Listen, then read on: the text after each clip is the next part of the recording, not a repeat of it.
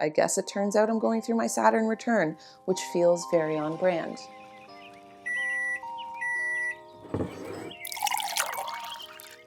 Hello, how are you? Let me know in the comments down below if you're over here on YouTube. And if you're listening to the audio version of today's podcast, then I hope you are doing well.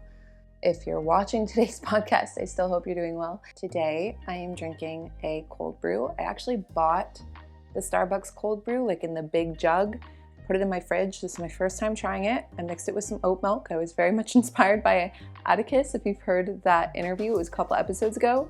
So I'm gonna give this a try. Okay, that's surprisingly very good. It's also very easy to make cold brew. I was about to say cold brew ice cream, which would also be delicious. It's very easy to make cold brew coffee at home, I found out. So I do want to start making it at home. I just saw it when I was grocery shopping and it was an impulse buy. And I will say it's pretty good. For the price though, probably just gonna make it at home. For today's coffee talk, I originally had notes, but I am going to just toss those notes to the wind, paint my nails, and talk with you guys. If you're going through any kind of tough times, any kind of hardships, I hope that you can get to the other side of this conversation and walk away from it feeling motivated, feeling a sense of resilience, a sense of perseverance, and just the tenacity that you need to take on your hardships head on. And maybe you're not even going through a hard time and you just want to chill and you want to have a cozy friend to sit down and chat with. Let's jump in. Today I'm painting my nails with the Kuo Breathable Nail Color and Treatment. This is in Green Goddess. This is my favorite color currently at the moment. And I'm just going to dive right in. The other day I took some time to just sit outside, watch the sun go down, and just be with my thoughts, which is something that I try to do often. It's not as easy as it used to be now that I'm a mom, but I do, even when I'm driving to the grocery store, I'm taking a shower, or I can't fall asleep right away when I climb into bed. Or like I said, sometimes right after bedtime, Easton's bedtime, my son's bedtime, I'll go sit outside on our new, we're still landscaping outside, but we just finished our rock patio. It's like my favorite place to hang out now. And I'll just go sit there, and that's exactly where the sun sets behind the forest, and I just watch and I just breathe and I just let my thoughts flow. And lately I've been needing to do that a lot. I feel, and I told myself I wasn't going to get emotional, and there is literally no need to get emotional in today's chat. Not that there's anything wrong with feeling your emotions, but there's just a lot going on this year. And my health in particular is starting to take a hit. I really had to slow down despite all of my fight or flight reflexes telling me to do, like stay busy, stay distracted, do more. And that has been such a weird tension to hold within myself, because I think it can get really easy when things are hard and when things are tough, specifically when there are emotions that are hard and that are tough, or stress in particular. And we all feel stress. This is a common human experience. You cannot avoid it. Nobody gets by unscathed. Everybody goes through hardships. Everybody goes through stress or has stressors in their life. And sometimes they all hit at once. Sometimes there's only just a few going on. And there are beautiful chapters and beautiful years of our lives. And this is still one of them, at least for me. Like, it's such a nuanced two things can be true. Like the first year ever with my son, and my first year ever as a mom, and our first year as a family, and just the little things that we're doing to our home to make it feel like our home. Those have been the bright lights in my life this year. My son being the brightest light in my life this year. But two truths can be true. I've also been going through a grieving process on multiple levels. When I was sitting outside the other night and I was able to get some objectivity, I was able to then choose the mindset that I knew was going to best benefit me throughout the remainder of this year. I just have to accept that this year is just a tough one. When you really do sit and give yourself the ability to say, okay, given what's in front of me, given what's going on, what do I need to do to best support myself? There's a really tricky truth that comes in the modern age, and it is that everybody is usually fighting their own battles. Everybody is usually putting out their own fires, so no one's going to come help you put out yours.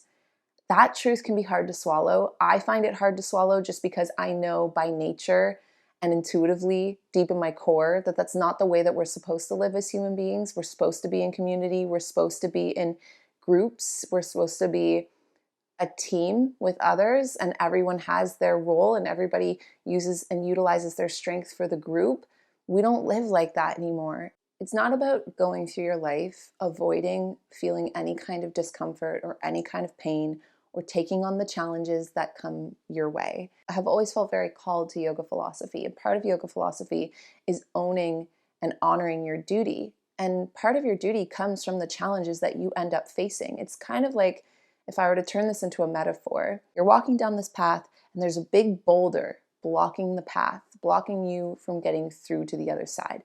You have a couple options. You could turn around and go back, but that's not really going to get you anywhere.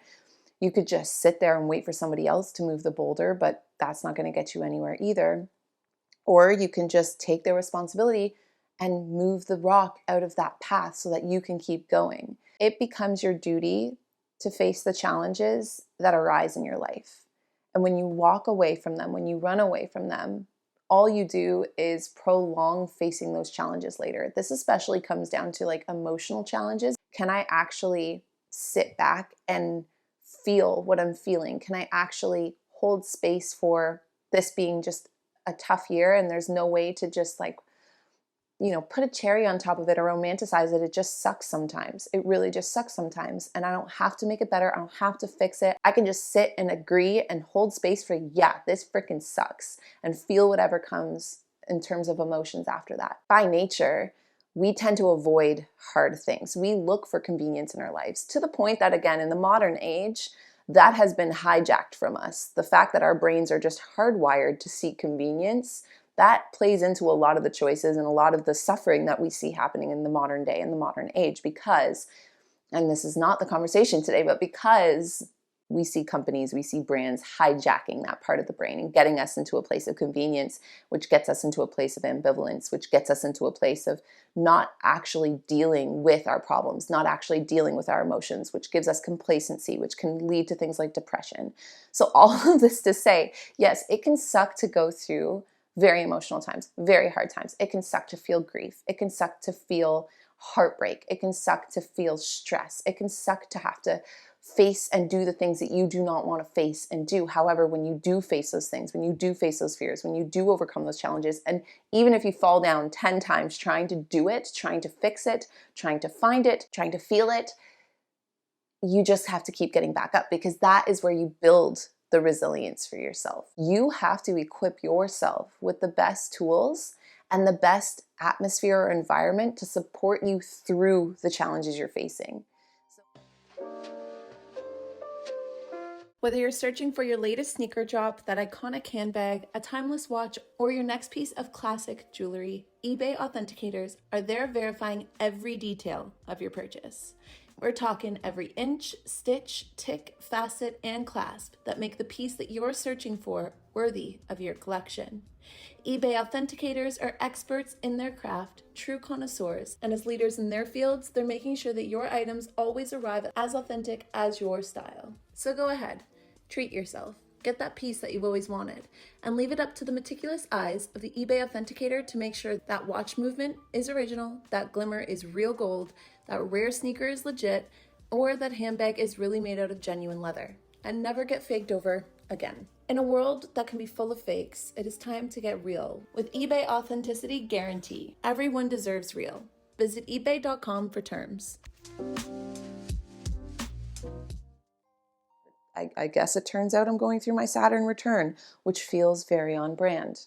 However, when I sat and thought about it, and I asked myself, what do I really genuinely need right now? And not from a place of my ego, because obviously the ego is going to tell you that you need things you don't actually need. And the way that you're going to know is because you'll know, you'll have that feeling deep inside that, this actually is not what I need. This is a quick fix. Distractions, overindulgence. When people go through hard times, they like to drink. Then someone's going to profit off of people drinking.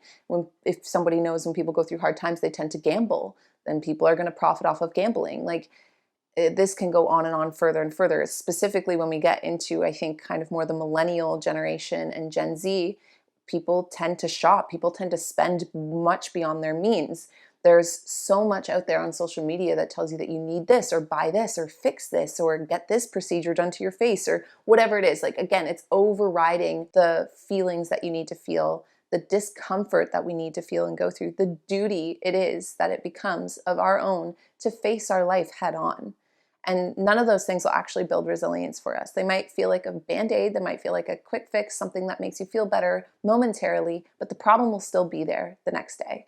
The problem will still be there internally. And until we actually face those things, we'll never actually evolve or grow into the people that we are meant to be. When you run away from your challenges, when you run away from your tough years, from your tough months or your tough seasons, all you're doing is prolonging all of that emotion. All you're doing is carrying all of that weight. And even if you're able to ignore it, it will only take so long for it to come collapsing in on you. And you'll have a meltdown over something that will seem small or mediocre, or you will lash out in some way or another, or you'll go into excess, or you'll lie, or you'll start to see yourself exhibiting behaviors and making choices that don't actually align with who you are. And it's because it's not who you are. You're not a liar. You're not an overindulgent person, or what's the other word for that? There's an actual word for that. Is it like glutinous? No, that's got to do with, no, gluttony. Yeah, gluttony?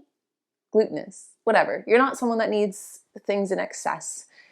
You're not all of the things that you tell yourself in your lowest moments when you catch yourself behaving or participating in choices that aren't actually aligned with who you are. It's just your fight or flight response. And again, it's not a conscious thought. It's not something that you actively choose most of the time. So don't beat yourself up for it. Instead, choose the perspective of, all right, this is an opportunity, whatever you believe in, God, the universe, or just circumstance. I've been presented with an opportunity to build resilience this year. I choose to step up to the occasion. I choose to ground and root deep and get serious about my life and face these things head on and feel my emotions head on and take care of myself and take care of my health and take care of my family and do what I need to do, so that I can get to the other side of this and not have to carry anything that doesn't need to go with me on the other end. The first step that you can actually even take comes from that sense of acceptance. Being real with yourself about what's going on in your life. You can do that with other people, by the way. Just because everybody's putting out their own fires doesn't mean that you still can't talk about the fires you have going on in your life. I tend to sometimes gaslight myself out of thinking that I have anything to be upset about. Gosh, I have a roof over my head. I have a partner. I have a son. I have food on the table. Like, I should be happy, or I shouldn't be stressed. I shouldn't be worried about these things, or I shouldn't feel sad, or I shouldn't feel XYZ, right? You know, I lost somebody, but people have lost much closer, or people have dealt with much deeper grief, or whatever it is. So I'm not allowed to feel that emotion. And that doesn't do you any good. Look around and see the fires for what they are. See where you're at for what it is to you. And you might not even need to do that with anybody else.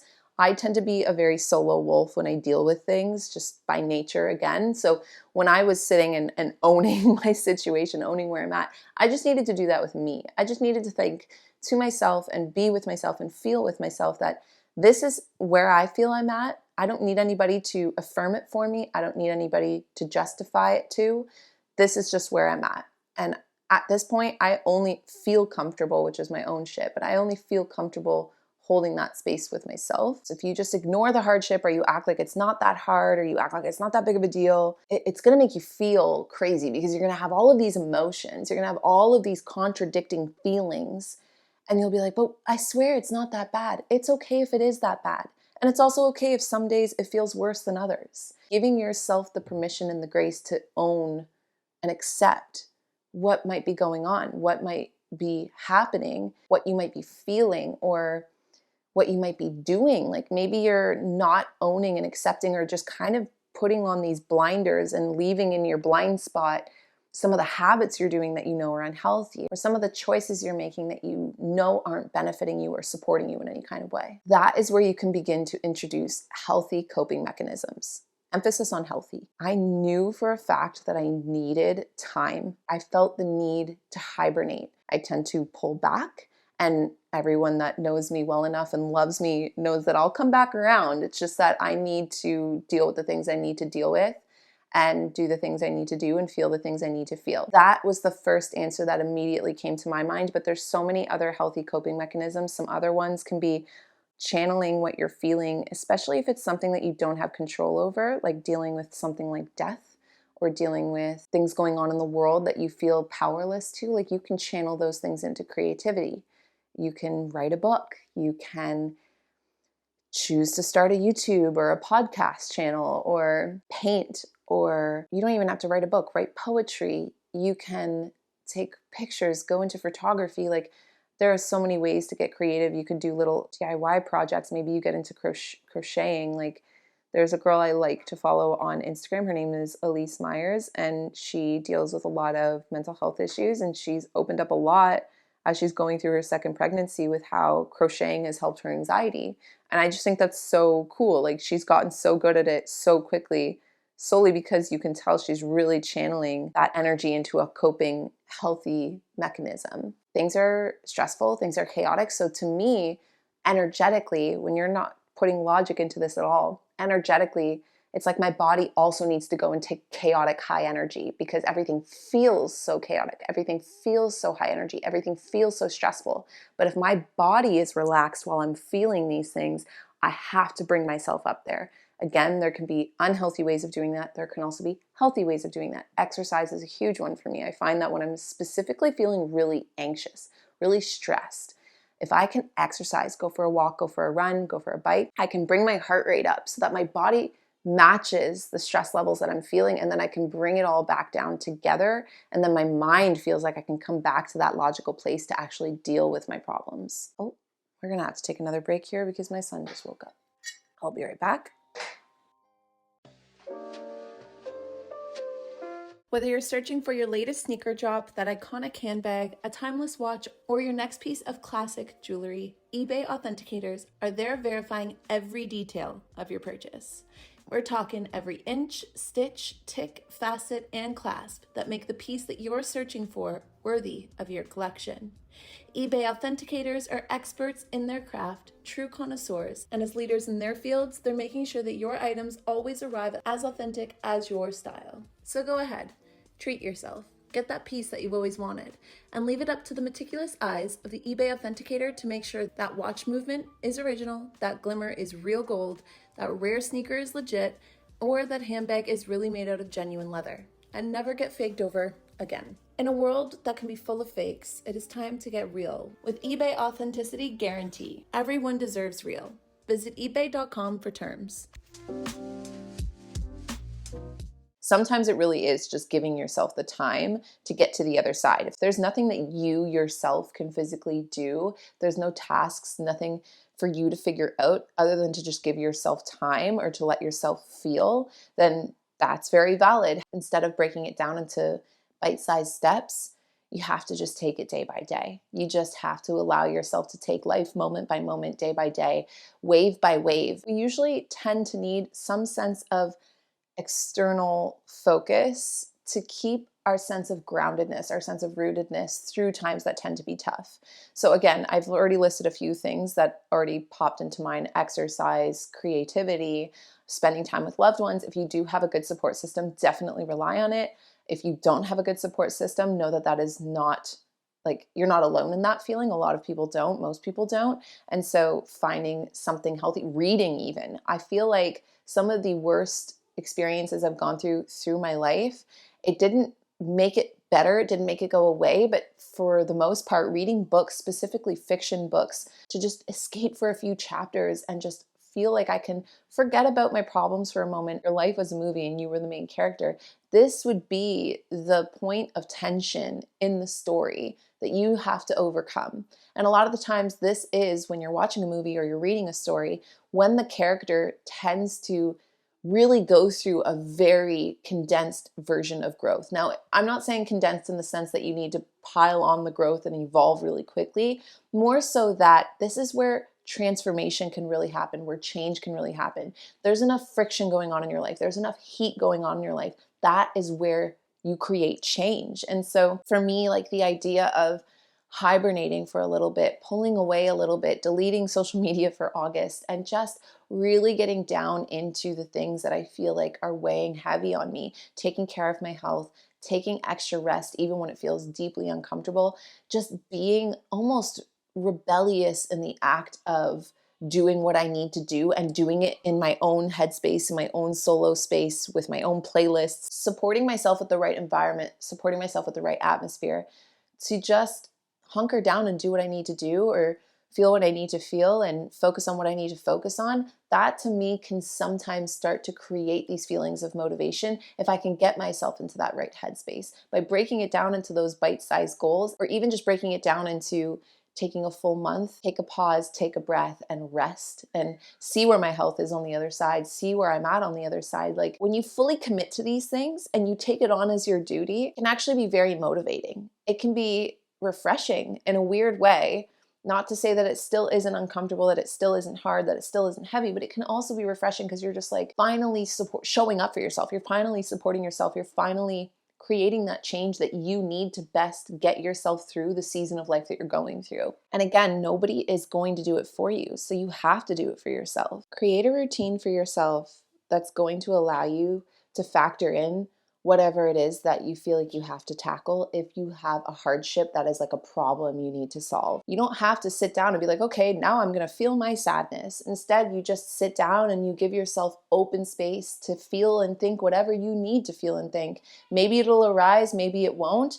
Maybe you need to factor in things like therapy, or maybe you need to factor in time for rest or self-care. Like, again, it's really tough not knowing exactly what all of our different unique hardships are.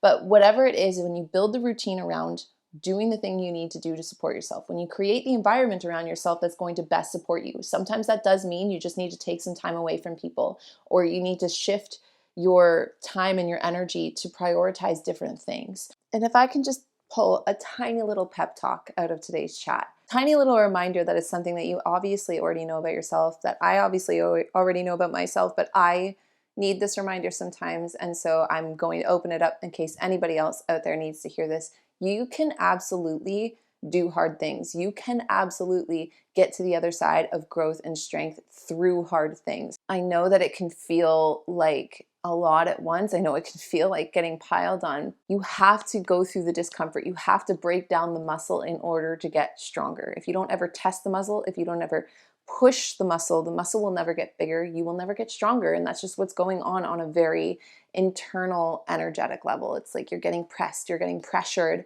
you're carrying a lot and it's heavy. And I get that it can be really tough, especially if you feel like you're carrying it alone. But do what you need to do, just like with a workout where you're hopefully optimizing your health so that you can do that workout at the best of your ability. You're optimizing your rest, you're fueling yourself well, and you're doing what needs to be done. Like, do that again metaphorically in your actual life. Give yourself the atmosphere you need, give yourself the tools that you need, give yourself the boundaries that you need, whether it's with other people or with yourself, or the routine that you need, whatever it is, so that you can go through this challenge, this pressure, this breaking down, and get to the other side being stronger, being better, being healthier, having evolved. And I know that, again, too, like, it can be really exhausting and really tiring when it seems like everything out there is always about growth. It's always about getting better, getting stronger, getting whatever. And I know that even that can be exhausting. And if you get knocked down and you're like, that's it for me, stay down, but don't stay down so long that you never get back up. Like, whether it takes you days or weeks or maybe even months, get back up eventually and face whatever it is head on, because that resilience is within you. You were born with it. You can do harder things than you give yourself credit for. It's not fun. Nobody wants to do it. Nobody wants to face discomfort. However, if you avoid it, the only person that gets left behind is you, or that feels left behind is you. The only thing that's going to happen is you prolong or procrastinate needing to go through this chapter of growth and this developmental stage of your life as a human being, as a soul on the planet. So just do it. I know that the silver lining of this message is that, yes, you can build resilience through hard times. You can do hard things. But on top of that, I'm sorry, it sucks. It's part of being human, but you're just not alone through it. And we're all out here just trekking our own trek, and in a cool way, from another perspective, the fact that we can all connect over these things is part of what makes us human. So I will be offline for the most part for most of August. I'm not taking care of my health as much as I probably should be. I'm not taking care of myself as much as I probably could be, or prioritizing it as much, because I know I can't, I always preach so much, and then I really need to practice a lot of the stuff that I preach in my podcast of like, you cannot, give from an empty cup or spill from an empty cup? I don't know. All I know is that my cup has been empty for a little while now. And in order to refill it, but also in order to deal with some of the stressors that are in my life right now, like I just need to retreat a little bit. So that's what I'll be doing the month of August. And I hope that I can come out on the other side with that resilience, with that perseverance, for a really fun fall. I want to be able to get there and be there with a full cup again. However, I will still be here for a couple more podcast episodes this month. So I will chat with you guys all very soon. Thank you guys so much for tuning in and hanging out and talking with me over a nice coffee today. If you can hear that, that is my son. I would love to hear your end of things. As per usual, I already said that, but just again to reiterate that I love when this isn't a one-way conversation, so please let me know any thoughts that arose for you during today's chat, and I will talk to all of you guys in our next coffee talk. Bye everyone.